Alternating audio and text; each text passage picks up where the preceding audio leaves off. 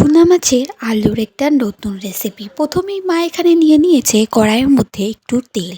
তেলের মধ্যে এবার বেশ কিছু জিনিস দেবে, প্রথমে ভাজা ভাজা করবে। তো আলু, টমেটো, পেঁয়াজ, লঙ্কা কুচি নিয়েছে, আর এইদিকে নিয়েছে চুনো মাছ।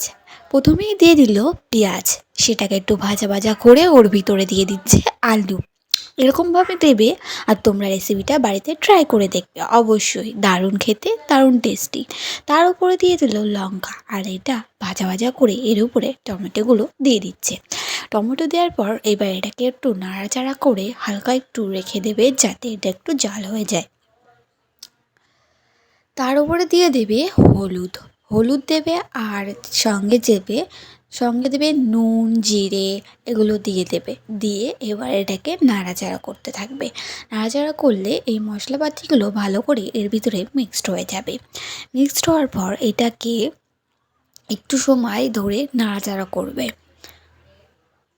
এবং তার উপরে পরিমাণ মতন হালকা একটু জল দেবে, যাতে এটা সেদ্ধ আর নরম হয়ে যায়, আর খেতেও যাতে টেস্ট হয়। এবার এর উপরে চুনো মাছগুলো দিয়ে দেবে, সুন্দর করে সাজিয়ে দেবে, আর বেশি ঘাটবে না, তাহলে চুনো মাছের যেসব ছোট ছোট কাঁটাগুলো আছে সেগুলো এর ভিতরে মিক্সড হয়ে গেলে খাওয়ার সময় ভালো লাগবে না। এবং এটার উপরে একটু কিছু চাপা দিয়ে রেখে দেবে, আর বেশ কিছুক্ষণ পর সময় পর এটাকে সার্ভ করে দেবে। ব্যাস কমপ্লিট হয়ে যাবে আলুর একটি চুনো মাছের রেসিপি। তোমরা অবশ্যই বাড়িতে ট্রাই করো, আর ট্রাই করে আমাকে জানিও যে কেমন হয়েছে।